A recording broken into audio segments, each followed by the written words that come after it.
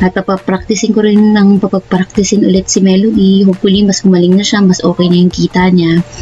At syempre, madami na naman ang ref. Ano ba naman to?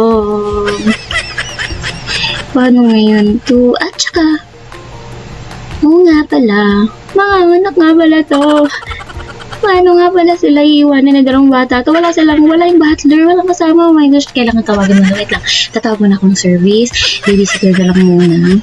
Okay, tiisin mo muna konti, Melody. Saglit lang, tatawagan ko lang para may kasama yung mga babies. Kasya pa ba yung pera? Okay, kasya pa naman. Masa na? O sige, diretso ko na sa Melody. Yun na, i-clear na natin. Ayan. Melody, wait for me ah. Ayan na, yun na yata yung seater. Pasok na, pasok na. Yan ako. Ano, pumasok na si Melody. Uy, ito kailangan natin ng moral support.